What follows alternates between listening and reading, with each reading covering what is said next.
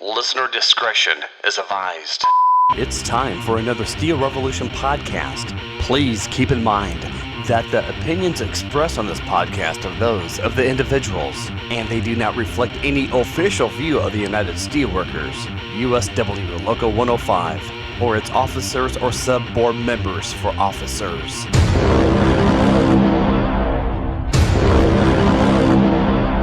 Now, from the banks of the mighty Mississippi River, this is Steel Revolution. Hello, podcast listeners, and welcome to Steel Revolution 112. 112. All right. I don't know what that is in Spanish. Uno dos. Oh, okay. I could have went there. Yeah. Right? Right. Yeah. I'll have Gomez check it out. Yeah, make sure that's correct. If not, Shawn might have to edit. So. Probably should do our homework next time and know ahead of time. Talk to G. I wasn't going to say anything. That's his thing. No. You see, you brought it up out of the blue, and now you put me on the spot. No, I'm talking about me doing my homework. You know, Gomez is working with me on my Spanish. Yeah. We haven't gotten very far. Numbers, apparently. I'm just hoping he's not setting me up to fail. Be like Cheech and Chong.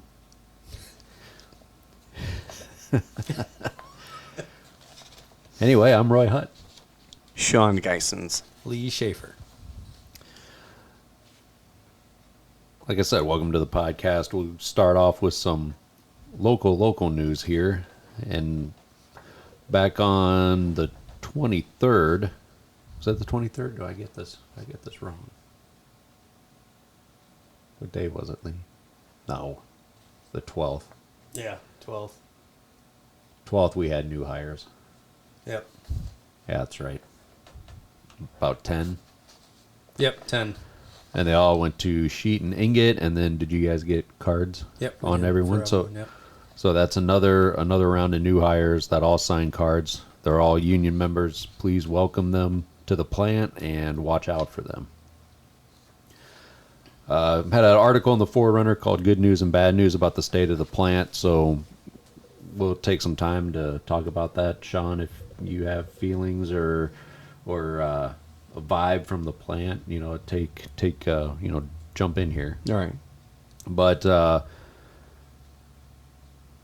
trying to sound the alarm now and make sure everybody's aware that, if the plant can't produce what they need to produce and we lose customers, no matter whose fault it is, there's people that like to put on, there's quiet quitting, we're going to sabotage, mix scrap or whatever. There's that. There's also people saying, well, the supervisors don't know what's going on. And there's a lot of things that are coming to a head right now. Call it the perfect storm, call it whatever you want. The company made a choice a long time ago to cut salary benefits. Nobody from the floor, next to nobody from the floor, I'll say, wants to go to salary. So there's your people that know what's going on. Those people are not out there anymore. Yep. A lot of people are complaining about higher management with experience. They're not there. Yeah. If they're lucky enough to be a Deere, there's no way in hell they're going to jump over to Arconic because Deere salary benefits are, at least from what I've heard, Much far better. Yep. There is not the management to come in here and do that. And it's just not here. And like we said, there's nobody hourly jumping onto that boat. Right. With that being said, it is truly up to us, like what it says in that article. It is up to us. It's up to us to determine whether or not there's a future out here. It's up to us to determine whether or not we have the benefits that we have and the health care that we have and the jobs that we have now that we take care of our families. It's up to us. And we're not going to set back. I think I can speak for all the bargaining reps. We're not going to set back and do nothing, not set back and not sound the alarm, and then all of a sudden be surprised when something bad happens out there.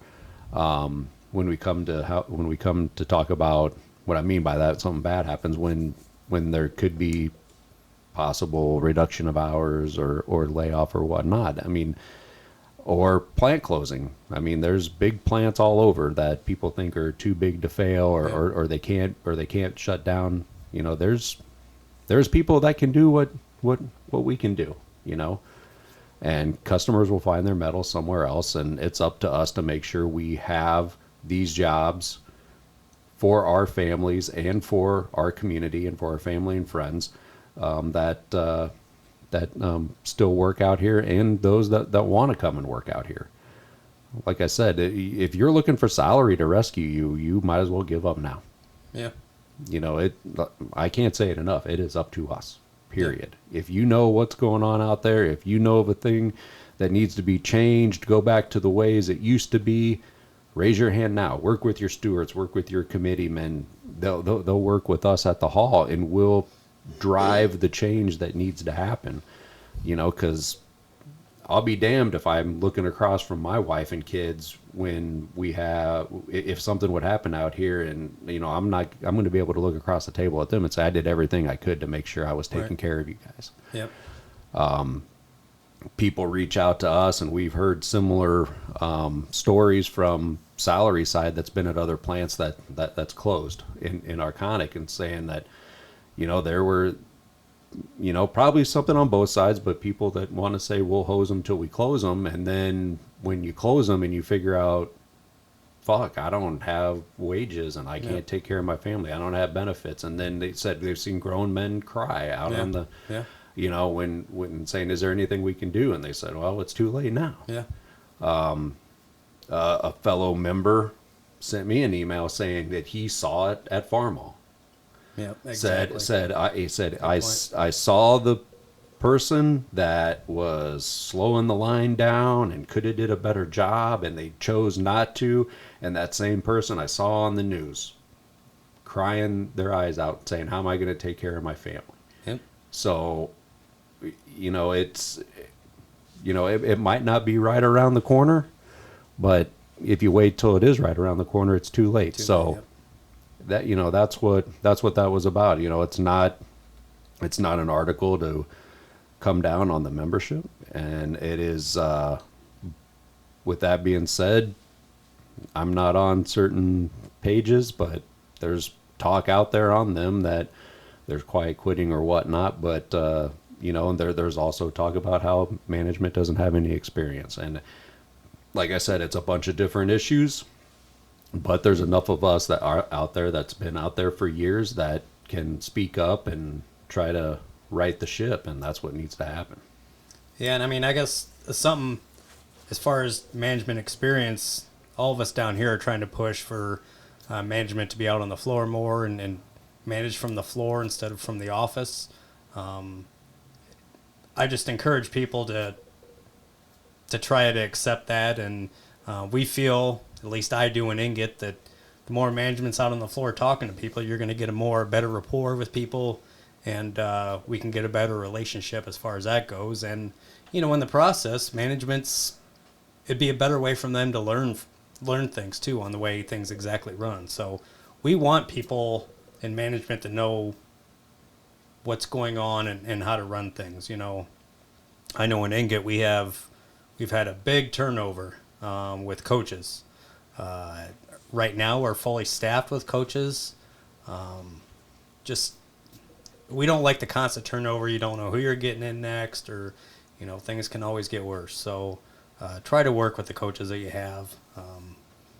Believe me, I know sometimes that's not the easiest thing to do, but try to work with them and try to get a better relationship. And you know, we're gonna have to all work together to get this thing going again and get back to where we need to be. So, yeah, I mean, that was a good article, Roy, and it kind of hit it on the head. Thanks. I mean, here's the deal. There's a lot of things we can't talk about here. There'll be some stuff that we'll be able to talk to the committeemen come next week when we have committeemen, and be able to talk to the committeemen and board meeting, and we'll be able to bring up some things on what's going on. Can't do it here, you know, worried about outsider trading or insider trading and yada, yada, yada, and whatever else. So there's a lot of things we can't talk about, but I know that I know there's conversations happening in the plant. I know there was in the rolling department when I was walking through there. So need to make sure we know, explain like we did now where that article was coming from. It wasn't a point the finger at one particular place. It's just, hey, at that point it doesn't matter. But what does matter is what each and every one of us do going forward. Yep. We talked about a lot of the bad news, the good news, like that was in that article. The plant can sell every pound it makes. We're still hiring people. Like I said, when we hire people and we hire our, there's a lot of family that have come, through here recently, and a lot of people like, I have more than 2 years. I don't care. It's not going to affect me. Well, it is going to affect you first, because believe me, they're going to go to reduced hours, and that's going to stick around a lot longer than it did last time. Yeah. Because it's a big hassle to lay people off and move people around the plant. So the easiest thing to do is just to reduce hours first. And that, to me, it will be what comes first. And to go along with that, you have somebody most likely that or work with that you care about that has less than 2 years in this place, or people that are waiting to get hired in here that are hoping to get and obtain the same wages and benefits for their family that you have now. So again, it's us coming together, doing what's right for each and every one of us, because you can't depend on the salary alone to pull you through this. It's not going to happen. Yeah, we need to support. I mean, whether I don't know. I guess I just don't buy the excuse of it doesn't affect me because I have more than 2 years. It's we need to support those as well. We don't want to see those guys laid off. And I was laid off in 2009. It sucked. I was laid off for a year and a half. So it's not a good place to be in. I think quite a bit of us were laid off. So we shouldn't want anyone to be laid off. Yeah, and remember, your weeks of unemployment are now down to 16, not 26, Yep. thanks to our representatives there in Des Moines. Yep. That push for that. Yep. Well, on to some bright spots and things to look forward to then. The Halloween parade, October 30th. We are registered for that. More details to come. They should be coming out here in the next couple of weeks telling us actually where we're going to be staged. When we get that information, we'll get it out to everybody. Going to be getting quite a bit of candy. This parade was huge last time. Yeah, it was. Much bigger than Labor Day. Yeah, a lot bigger. So we'll be working on gathering everything for that. It's a good community event for our union to participate in. Again, October 30th at 2 p.m. will be the Halloween parade in Davenport. We are hoping to have shirts in by then that people that participate in the parade will get. So third level grievance answers are due mid-October. So if you did have a third level grievance, I did have a few people come up to me wondering if we heard anything, and they're technically not due till mid-October. The vacation selection process has started. So right now in your departments, they should be doing the day at a time survey. That survey is for you to state how many weeks a day at a time you want for next year. Always remember, if you select 1, you can go up to 2. If you select 3, you're done, because the max is 3 weeks day at a time. You can always go up a week. You cannot go back down. So remember that. I think we're a little bit behind in some of the departments, but hopefully we can get that squared away. The soonest you can pick vacation for next year is October 3rd. So again, everybody that has it should be next week, it should start as long as the survey's done. So we need to get that survey done as soon as we can. Yep. Man, you sure don't have anything to say, Shawn? I'm good over here. Thank you. Okay. If you He's out of breath. If you go up to it's a little hot in here. If you go up to medical and you're deemed unfit for duty, there's some important things to know. Worked on the paper they give everybody to make sure it's a lot clearer. They should start using that soon, but general idea behind it, if you go up before the start of your shift, they are not going to cover your absence. They deem it as you should have never came into work in the first place. If you show up during your shift or after your shift has started, you go up to medical, they say that they find you unfit for duty. You will go home excused for that day, but any day after that, you have to cover somehow, whether it's FMLA, short-term disability, whatnot. It's going to be important for you, if you're in that situation, hurry up, go to Quick Med or Convenient Care, hurry up and get a return to work note on. Hopefully it's for the next day. If it's not for the next day, hopefully it's a long enough period of time that you can get it covered with something else. If not, you're going to have to use ask to use tools or something else to try to get that covered. Reach out to the hall or your committeeman if you're in that situation. But that is it. If you also go up there and they find there's no medical evidence that deems you unfit for duty, they're not going to excuse you also. But there's the number to the Hartford's on there, Morningstar or LifeWorks, as it's changed its name, numbers on there. And it really, paper now or that document that they fill out and have you sign is clearer. So right. hopefully that helps anybody out. Always, when in doubt, call the hall or get a hold of your committeeman. Yep. And ask for help. Yep. Speaking of calling the hall, our office manager Dan is down here from usually 6:30 to 2:30. Monday through Friday. He is your go-to resource for everything retirement. Probably behind him is Pat on retirement knowledge, and everybody else after that you gotta fall off on knowledge. Yep. Restroom updates. We continue to work with the company on the restroom cleanliness. Reminder, if you take pictures of the restrooms, only take pictures of the restrooms in the plant, as there is still a camera policy. Give them to the bargaining reps. We'll send them off to the proper people. Make sure your restroom's addressed. Then there's a couple different issues there. If it's cleanliness, it's one thing. If it's a paper towel holder or the pipes are leaking or whatever, it's our maintenance or our maintenance departments that fix that. So again, get them to us. We got the resources to hopefully get those fixed, or we got the contacts to get those fixed soon. And, Lee, update Veterans of Steel. Yeah, so Veterans of Steel, I sent an email out earlier this week.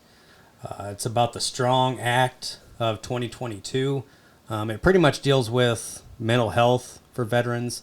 We want to improve a lot of the things that the VA deals with, and how they're staffing, improve staffing and everything to deal with veterans with mental health. So that actually passed the House in June, and it went to the Senate, where it's currently in committee. So I believe the Senate read it twice, and then it went to I believe it's a Veterans Affairs Committee. So that's where it's at now. I want to keep people up to date on some of them bills that affect veterans. So again, if you're interested in being part of the Veterans of Steel, whether you're a veteran or even if you're not a veteran, call down to the hall. I can definitely get you on that email list as we send stuff out. And there's some possible volunteer opportunities that we're looking at to help with the Veterans Outreach Center. Not exactly sure on the details yet.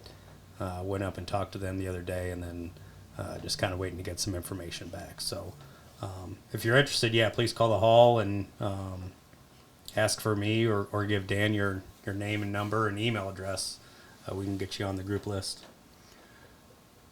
Lee, you got any update on the free college, or is it the same as before? It's pretty much the same, although they're taking action on the Department of Education. As you know, they put a injunction on it to stop with the free college benefit temporarily. So they are fighting it. They filed a complaint in federal court to fight that, and I believe they rule on that here shortly. I believe it's next week, either this week or next week. Well, it's not this week; it's today's Friday. But and then if that goes through, then they can actually go, they actually have an actual court date to try to get it back in action for everyone. So I keep getting emails every maybe week or two about it. Kind of they keep updating the status of it. And I know a lot of people have questions, and quite honestly, I wish I had a lot more answers for people, but it's kind of just in pause. They want to make sure that they get something set up for the upcoming semester after this one's done. I know last time they put a date where you had to enroll by, so they are working on it. Hopefully I have better news and more information the next time we're on here. Thanks, Lee. And the speaking of our committees, Women of Steel will have their bake sale for breast cancer awareness in October. Lee, you're gonna have to. It is the week of October 19th, and yep. I want to say it's the 18th and 19th. Yeah, it's during that week sometime. But I also want to say it's the 19th and the 20th. So I believe it's the 18th and 19th. But be looking for more information. We'll get the dates. I didn't have them with me. Yeah. But I'm sure it's that week. I believe because somebody said it's going to miss a shift. So I believe it's the 18th and 19th. But maybe in the 19th and 20th. So please look out for that and support that. Remember to bring cash. They do not have the ability to take a debit card. On the COVID front, we had listed best practices. If you're sick and you can't show up to work, one, call the medical department. They'll put your name on a spreadsheet that gets you listed for, possibly getting your absences covered, or should get your absences covered. So first thing to do is call medical, see what they want you to do, see what they need. Call off for at least that day, if not for the whole time you're going to be off, and call the Hartford and get a claim number with the Hartford. If you happen to make it to the 8th day, you will already have that done and ready to go. And when you have a claim number with the Hartford, it'll take care of your attendance, so you don't have to worry about calling off every day. Yep. So kind of the best practice, do that. If you have any questions, concerns, you can always call the hall. We'll walk you through stuff since we handle it all the time. Yep. Reminder, the flu and COVID, most recent COVID booster, will be offered at the plant October 4th, 1:30 p.m. to 6:30 p.m., and October 5th and 6th, 5:30 a.m. to 8:30 a.m., and again at 1:30 p.m. and 6:30 p.m. for both of October 5th and 6th. Another thing that was wrote in the Forerunner people may not realize, so we're starting a new series or a new article in the Forerunner. Know our contract and benefits. Again, it's everybody's contract. So the going into negotiations last time, there were issues with getting vaccines, and the issues were either your doctor's office wasn't carrying them anymore because a lot of people didn't get them from there, and they didn't have the storage to keep them cold and safe until they needed to administer them. So there was issues with getting them from your doctor's office. And then when you went to a pharmacy, there were issues. They were charging you and not running the administration of the shot. They were running through your prescription drug, and it wouldn't cover it. It would cover the shot but not cover the administration of it, and then it wasn't covered underneath your health insurance because it wasn't at a doctor's office. So people were getting charged more money to get them at a pharmacy, which is far more convenient and where most people are getting them now. Yep. So going into that, we wanted to fix that in the contract, and we did. So now, no matter where you get your vaccine, whether if it's at the pharmacy or your doctor's office, it's covered at 100%. And the list of the vaccines that are covered was in the Forerunner.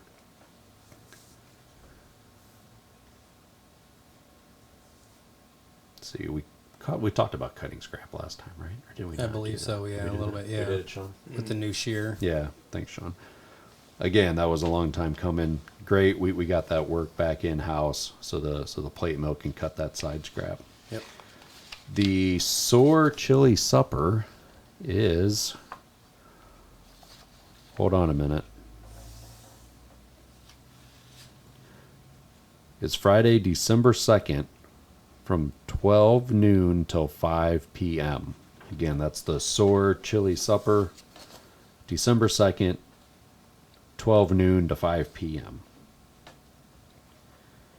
Winterization plans. Everybody probably thinks about that, especially on the night shift. Probably not so much right now on day shift. But there's plans to start closing stuff down at the end of October, which looks to be about the best time. They're starting to do some prep work and starting to get ahead of some stuff, but you should see the main bulk of the winterization and shutting stuff up to be completed and done by the end of October. A reminder and a heads up from the maintenance group. They wanted us to communicate that, take a little bit of extra time when you're going through the doors, and that if you damage a door, it's usually taking 6 weeks to get parts. Yep. So, while it's not a big deal now, when it's 20 degrees out, in the teens, yep, and you break a door and it's open for 6 weeks, possibly it's a big deal to work in that, yep, weather. So, please take your time and caution when working around the overhead doors. Again, possible 6 weeks delay in getting parts. Yeah, if that happens in February, it's going to be chilly. Oh yeah, you're going to need some of that chili supper. Right. From the Nathaniel Payne Scholarship is. That's pretty funny. Yeah, I was tapping into my Sean Dyson's there. See that? That's good. He looked disappointed that you beat him to it. No, did you say it? No, I was thinking about it, but I'm just you're- over here just watching the magic. You're gonna have to wave me down or something. You're good. I stepped right over you. No, the more you hang out with me. Unfortunately. Wait a minute. So the Nathaniel Payne Scholarship, time to enter that is right now. We got forms down here at the hall. It was in the Forerunner. You have until December 9th to get that in. And again, I believe you have to be enrolled in a current student to qualify for that. Back to Lee for... You want to talk about the train merger? Yeah, so there's going to be a proposed train merger between Canadian Pacific and Kansas City Southern. I wrote an article about it in the Forerunner. This is something that I hope people take seriously, because this is going to dramatically affect us out at Arconic and the Quad Cities in general. But more specifically for us here at work, it's going to triple the amount of trains it's going to be on the tracks going in front of the plant, and lengthening the length of the trains is going to double. So a lot of them are about a mile long. They're going to go to 2 miles long, and more often, which is going to affect, an emergency situation. That's probably what we're most worried with. If something bad happens to someone out there and they need an ambulance or some kind of emergency service, it's going to suck if they're in there and you can't get in because of a train. Then obviously it's stuff about our paycheck, because we're not into work and people can't get off right away to take care of any family needs they need.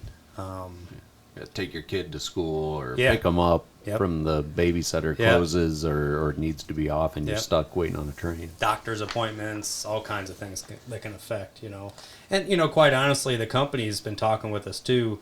They're worried about it, too. They're worried about those issues.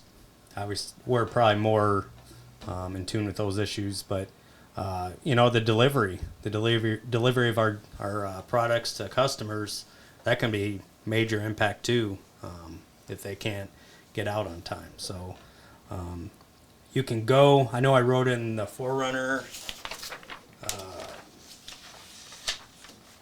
There's. If you go to KCS MERGEREIS.com, you can actually make a comment on there, and they're taking comments. Supposedly they haven't made a decision. The transportation board has not on whether they actually want to go through with this. A lot of citizens of a meeting I went to were not happy with this proposed merger. So Quad Cities is the heaviest hit area as far as traffic. And the whole way, it's going to go from Mexico all the way up to Canada, and the Quad Cities part is the most heavily impacted. So the whole route. So people need to truly understand that this is something that will change the way things go out at work. So get out there and fill that out. All right. Well, let's have a lot of people asking about Mike. Let's see if we can track him down and see if we can talk to Mike real quick. Princess. Probably call the broken phone. What's up, Roy? Hey, Mike, how's it going? Good. You are live on the podcast. Welcome back, Awesome. Princess. Welcome back, Princess. Thanks, Shawn. Good. Nice, Shawn. Perfect timing. Well, we've established we have a princess and a grieve here. I'm Roy Hutt. Hi, Mike. You done yet? And apparently I'm the princess, Mike Nicolas. There you go. He's just mad because I took like a pun opportunity away from him, Mike. So now he's trying to get in what he can. I see. He's been pouting. I get it. He told me I was really funny. I said, that's sad. So Mike, we wanted to reach out to you. We've had a lot of hourly and salary for different reasons, probably asking how you're doing. Yeah. So how are you doing, Mike? No, I'm doing good. Had an appointment yesterday up at Wisconsin. Removed my staples. Got my note for freedom for October 11th. So I'm coming back here in about a week. Awesome. Do you have to have any special precautions? Do we need to wear a mask or anything around you, or No, only thing I have is a weight restriction, which probably wouldn't affect me at all. So yeah, we pick up most of your weight Yeah, I was anyway. going to say, you haven't done lifting for a while here. hi Lee, how are you?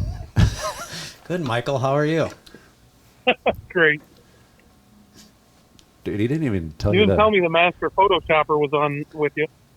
That was like I said, if I was photoshopping, it'd be something other than a Happy Meal in her hand. I think this new No, kid. the I think this new kidney changed you, because so far you have not told any of us to f off or Right, anything yeah. that through this whole time. Oh no, hasn't changed me that much. Just wait. He's saved. He's been saved. Well, I can't say it while I'm on the air. I probably should. well, let's just change that. Welcome back, Princess. Yeah. Well, good deal, Mike. It'll be good to have you back. Yep. Yeah, I feel much better. Everything's going in the right direction, so I'll be happy to get back. I've just been basically sitting on my couch the whole time. So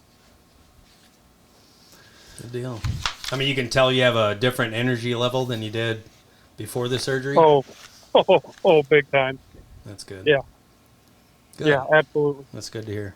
He was smiling on Facebook. You see, I think he's lying.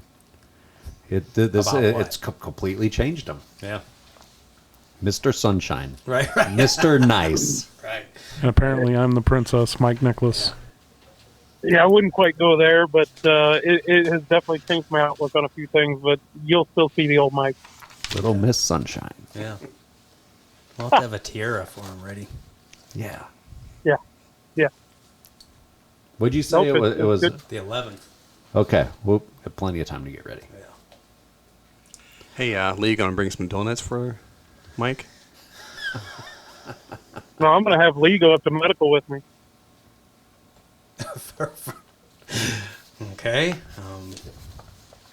Sounds like a setup. It absolutely is, but I'll give you the time when I get it. Okay. No, everything's going good. I'm glad you guys called. No, we had two people this today, this morning, Yep. already asked how, hey, how's Mike doing? And we had people the week prior asking, and then, usually whenever you're going in and out of the plant or business meetings and that, people were asking. So I thought, things seem to be going good now. Let's give him a call, and getting close to returning. So let's give him a call and see if we can get you on, and that way people can hear from you. Yep. I was going to tell Pat this morning, but you guys are the first to know I'm coming back the 11th. So Yeah. Hey, that's perfect. I think you've had Yep. a couple people miss you more than others. I know you have, Lee. It's okay. You can No. say it was you. It's some members out there. Lee has told me. It's okay. Or Roy has told me. Sorry. Okay. Just trying to prepare you. I miss you too. It's okay. That's sweet. We'll have the ladies all lined up to the walkway to the door. You know Screaming as what? he I comes wasn't up. gonna. You know what? I wasn't gonna do it, but fuck off, Lee. And there it is. I think the interview's complete now. Right, yeah. Awesome. Lee almost has Pepsi coming out of his nose. Right. All right, Mike. Well, we'll let you go. We're gonna finish this thing up, and take care. Good news, and can't wait to get you back down here. Look forward to seeing you, Mike. Yep. And I'll probably talk to one of you guys a little bit later today. So it's good to hear from you. Talk to you later. All right, Take care, thanks, Mike. Mike. Bye. Bye. All right, good hearing from Mike. Yeah. Still recording, right? Yeah, I am. Okay. Yeah. All right, we'll finish up this beginning of the podcast. I'm going to skip over one thing. Sivir Steel did have another attempt at a contract extension that failed again. So Sivir looks like they are done until next year, Yeah. and that's when their contract officially is expired. Yeah. So don't think there's going to be a whole lot coming up any further. So again, a little update on them. Another extension attempt. Try saying that fast. Got voted down. So again, their contract is up next August, I believe. More good news coming from the National Labor Relations Board.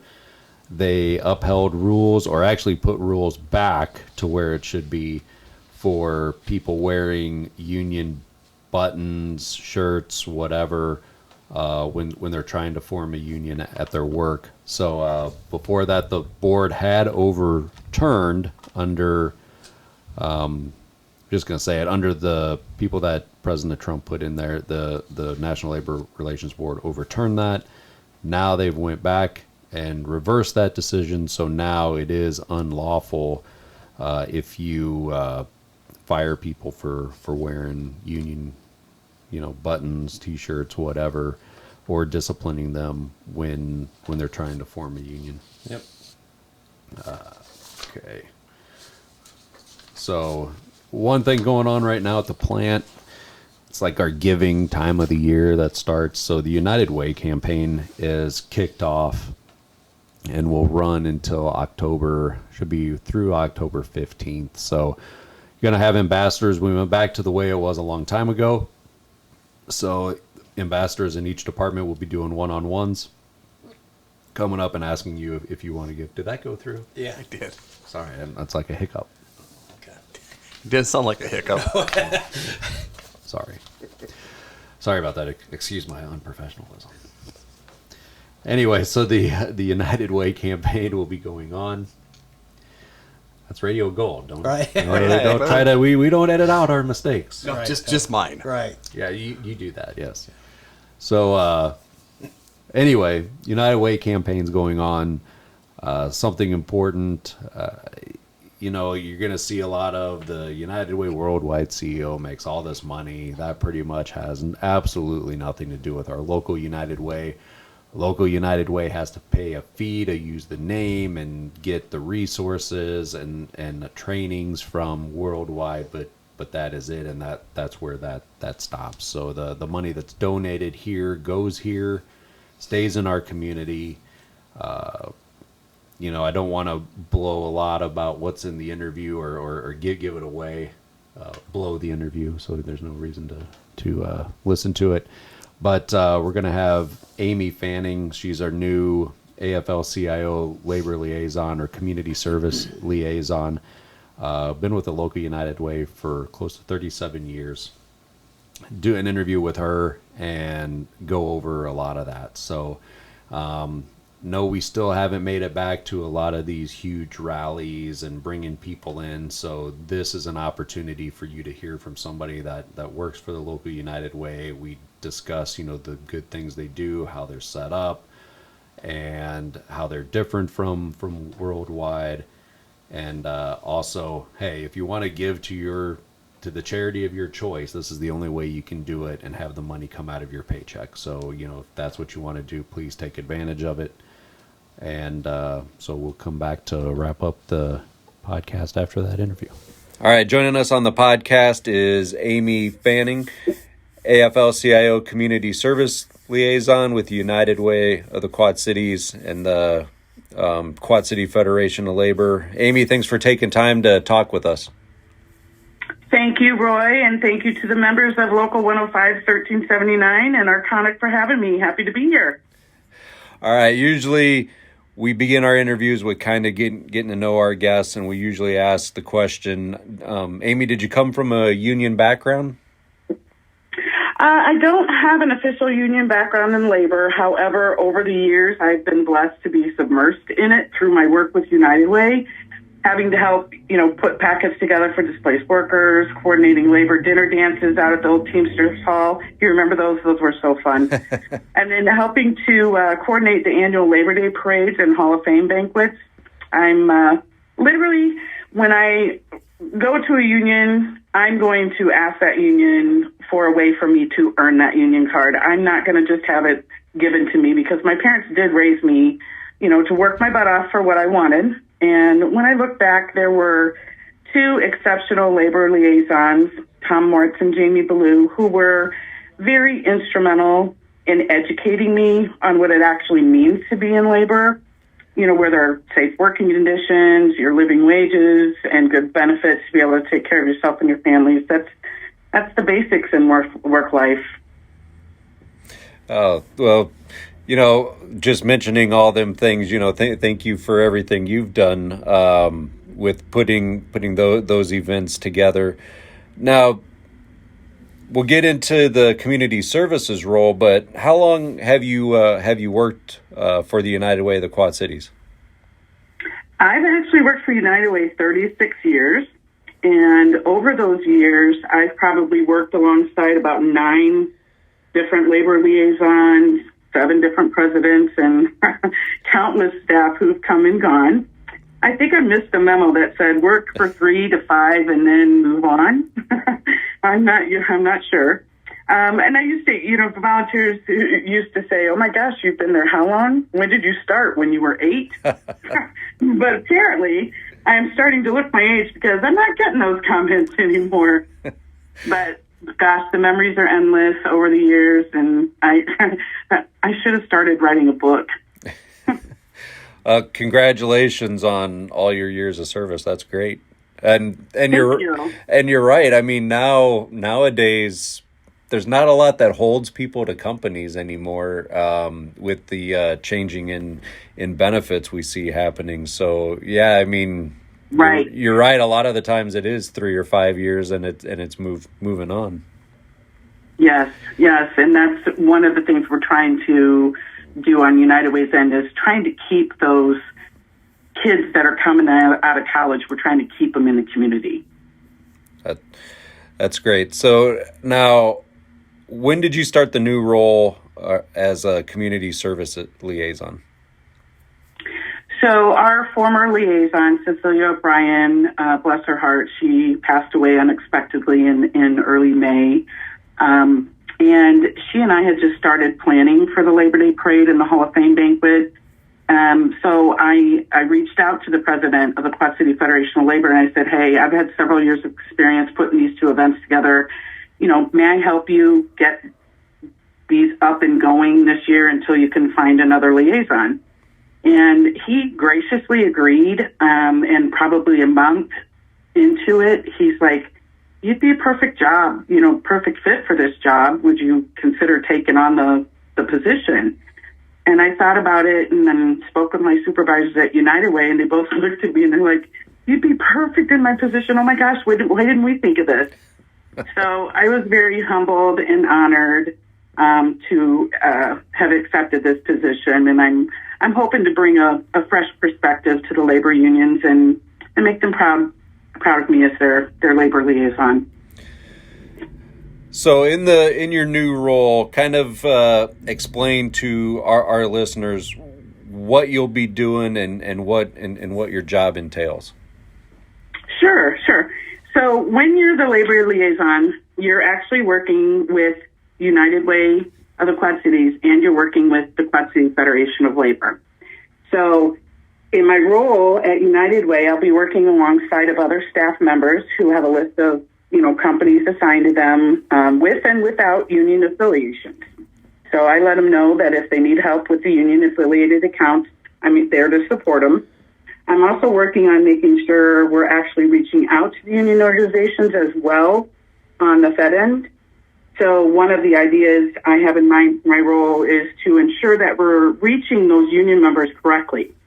While some companies have specific unions associated with them, such as Arconic, John Deere, and Mid-American, there's several unions who float, if you will, amongst different companies. So for those, I need to find the best way to reach out to those union members, because in my United Way role, I'm typically asking for donations and volunteer help at the various companies assigned to me. So I could end up getting the same union person at two different rallies because that member works for, say, a plumbing company and a construction company. So I don't want that labor member getting asked like 3 times to get to United Way, because then they feel overwhelmed.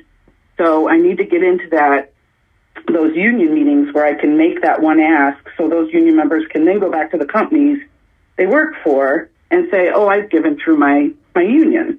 There's also the recognition piece that needs, I think, some revamping. We need better union recognition. We currently have ways to recognize unions, but I think we can do a better job getting them separated more in the forefront through social media recognition when they're doing community service work for United Way, or listing them separately as a group rather than tucked under their company affiliates, if that makes sense. Yeah, it does. I will say that I've seen more of a visible change with that, so it'll be great that you're there to improve that. Yep. So a lot of times when they're getting on United Way's end, when they're getting to put together their list of what they're planning on pushing out for the month of whatever, then they give me an opportunity to take a look at it. That way I can say, hey, this company has a union affiliation. We need to be able to recognize their union as well, because their unions are working just as hard as the management is working. So, yeah, that's great. And our campaign at Arconic is now, I guess, officially started. We got our forms. We got them out to pretty much all of our departments already. So our campaign is getting going. So I wanted to take the rest of the interview or the rest of the time we have to kind of talk about giving and the differences between the United Way and United Way Worldwide. So my first question, and I brought this up to our ambassador trainings and made sure people knew this, but it's no doubt, I haven't seen it yet, but every year on social media you'll see something about the United Way Worldwide CEO makes all this money and this and that, but being on the board and being around the United Way of the Quad Cities, I've learned and I've known for a while now that there's really a big difference between United Way Worldwide and the United Way of the Quad Cities. Yes. at least when it comes to, your dollars and that it's in this community. So the people that work for the United Way of the Quad Cities are from this community and they live here, and your money that goes there stays here. So with your vast experience, and I know you said earlier when we were talking that you've been dealing with this question or this issue for some time. So I will. You are more versed than me, so I will turn it over to you and have you explain the differences between the two. Sure.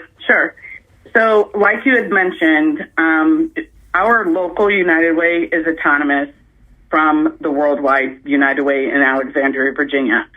Now, the United Way in Alexandria, Virginia, considered United Way worldwide. They're considered United Way worldwide because we have United Way, we have organizations across the United States and worldwide that carry the United Way name. So, kind of like, I don't even know what the analogy is, but, McDonald's are all franchises. They all still have the name, but they still answer to, they have to do certain things to be able to carry that name. Right. So all of our United Ways, obviously, no matter where they're at, they're all autonomous of this one main headquarters. And basically what that is we all have our own board of directors. We have our own community volunteers that make the decisions. United Way Worldwide does not. All of the money stays local. There's just a small portion, less than 1%, that has to go to worldwide, and that's to carry the name and to provide training for our staff. It does not do anything else. It doesn't pay their salaries.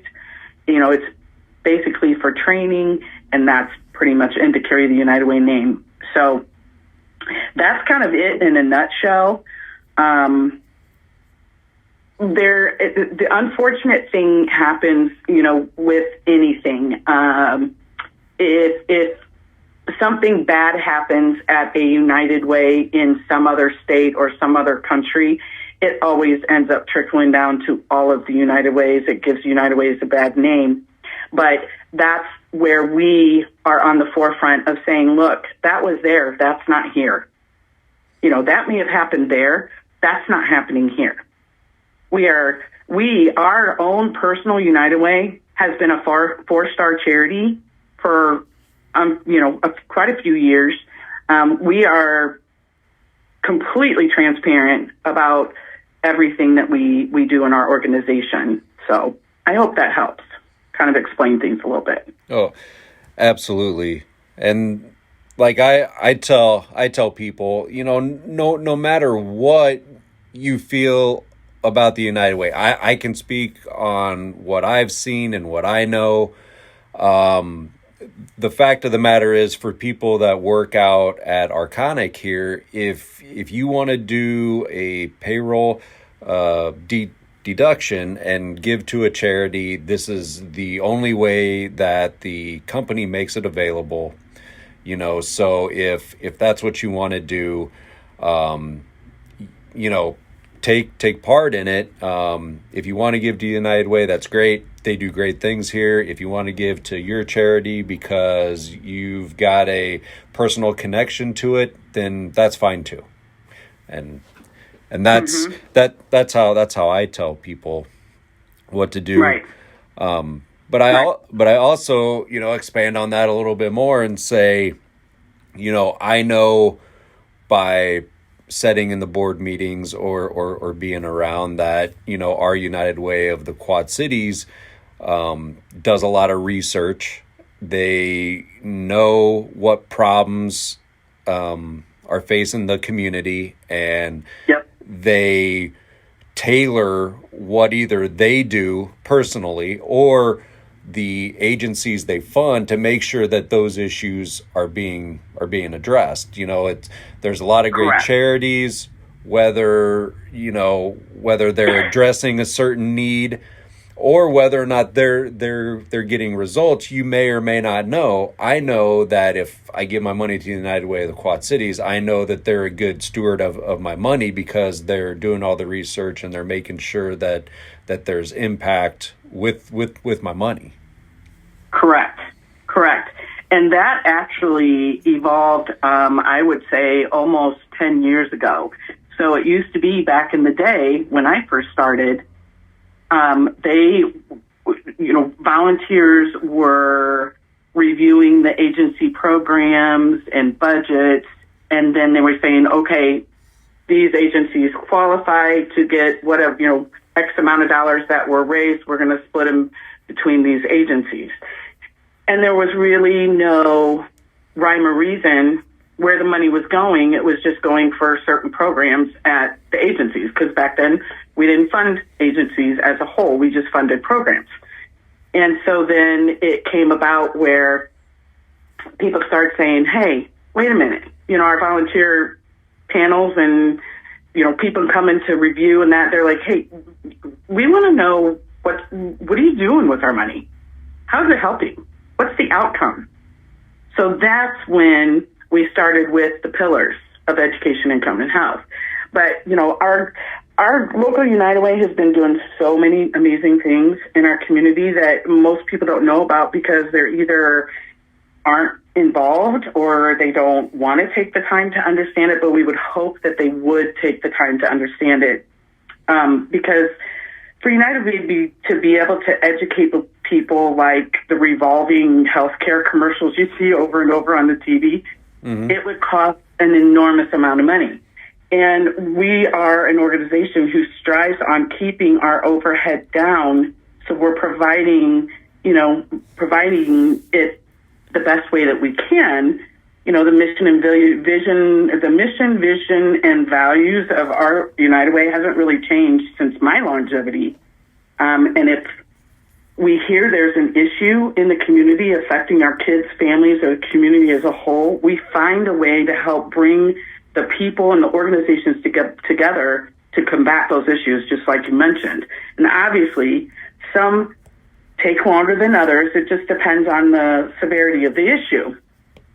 But we have, like you mentioned, we have 51 implementing partners. We call them implementing partners, but they're nonprofit organizations in the community.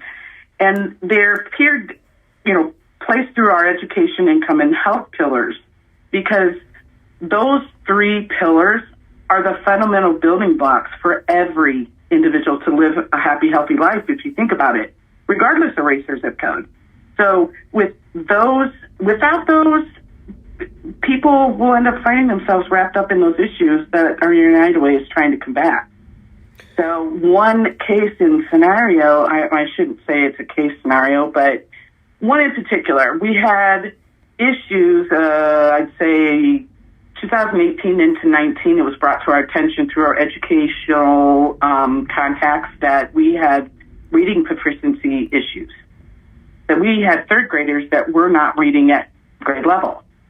And so we all know that from kindergarten to third grade, you're learning to read. But from third grade on, you're reading to learn. So if you're not at that reading level, you can plummet. And it's not likely that you're going to end up graduating and finding a living wage job and being able to be happy and healthy with your life and with your family. So and then COVID hit. Then it just got worse. So because of that, we rallied almost 500 volunteers to read one-on-one with students who were struggling, really struggling. And just for the one spring semester, we documented how many volunteers and how many students, which is almost pretty much one-on-one. And 92 to 95% of those kids increased their reading proficiency. So it makes a difference when we get involved and try to help combat these issues. And it went so well, we ended up having to get volunteers for summer programs, reading programs. Now we're working into the fall, and we're getting volunteers for the fall program. I mean, this is just catapulted into this awesome, amazing way to help our students who are struggling.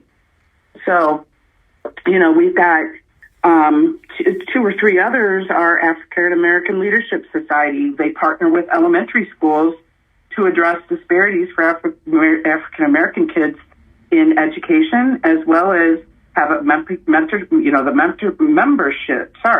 mentorship program that provides, safe space to discuss issues just by being an adolescent. It's encouraging kids to reach for those leadership positions in schools, businesses, community, government, whatever. It's also helping to equip local Black-owned businesses with professional development and networking they need to be successful. So that's an awesome piece. We have a women's group. It's called our Women United group. They have been instrumental in born learning, tutor connection, keeping the lights on. Those are just three of the learning programs or activities that their group has provided or are currently providing for families in our community to help parents prepare their child or their children for success. They've put up several born learning trails at various locations for those families with young kids to enjoy. So, it's just crazy. And then everybody knows about the day of caring because that's usually blown up all over the news and everywhere on social media when it happens that one time a year. I think there was a couple of years ago, we probably had it 2 times in 1 year. We had a spring day of caring and a fall day of caring. It's just amazing what the thousands of volunteers can do out in the community in just one day. So the quote that I love to share with everybody is it takes a village to raise a child. And without the village, the child will suffer, right? Right. So United Way, partner agencies, volunteers, and donors, they're the village. And the child are the individuals or families struggling in our community. So every investment matters, whether it's someone giving $1 per paycheck or $25 per paycheck. Every amount provides so many people with resources they need and when they need it. It's just amazing. Yeah, and I think one thing that is great that you hit on is pretty much everything that you just talked about is things that our Quad City United Way does to improve the community. That's not even talking about all of the funded agencies doing work. I mean, that was stuff that Correct. was purely a United Way thing that our local United Way and an initiative that they did on their own. Right. Which There's then a lot of that. Which then brings me to another piece that I forgot about, and luckily I remembered during our interview here. But the other thing the United Way does that's important, not only their own efforts in the community, but to me it was when we brought people from charities in to do talks in front of the membership at Arconic. I believe one or two of them had said, "Hey, we cannot raise enough money to fund what we want to do. We need the United Way to go out and make this contact and bring us into these businesses and talk to your members, so the United Way can raise the money to help us out, so we can help the community." That it was just it was just impossible for them to raise the amount of money that our local United Way can pull together. Well, I can tell you from personal experience, just being here for as long as I have, that's been the case since I started. Unfortunately, we have so many, and thank God, not unfortunately, but thank God, we have all of the partner agencies in our community that we do to help aid the people who are in need, because we wouldn't be able to do it alone. You know, we might raise money to pass out to these agencies that are providing the resources for the folks. But in some cases, because we have established over the many, many, many years as being a United Way, we help leverage dollars for them as well. So when an organization goes to another another United Way type organization and says, hey, we'd really like you to help fund our organization or a certain program, in some cases, those are providing match dollars.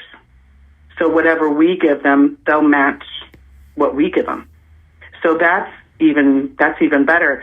But like I said, the organizations that have been coming to us over the years, they bring us budgets, and we're only able right now. We've only been able to raise, I think, as much as $7 million in certain years, and other years it's been a little bit less. But those requests that come to us are in the teens of millions in most cases. And so it's sad to say that our community has been in that kind of a setting where these organizations are just, there's people coming in that need help and need help and need help. So this is why we're trying to help find where are the issues, where is the disconnect, so that we can help try and close this gap a little bit. That we shouldn't, our community is capable of doing so much more to help our community organizations. And some people prefer, they might say, you know what, I'm not going to give to United Way, I'm just going to give to my favorite organization. Great. Give to your favorite organization through us, because that's killing two birds with one stone. And 100% of that designation will go to that organization. We don't charge fees anymore. That's the best thing I think we've ever done in a long time. Yep. So that's another positive thing, is as long as the organization, maybe they have an organization that's not one of our implementing partners and it's near and dear to their heart, give to that organization through us. As long as they're a 501c3, they'll get the money. We've just tried to make it so simple for people anymore, because we want to be able to raise as much money as we can for the organizations in the community, so that the people needing the help can actually get the help. That's what's most important.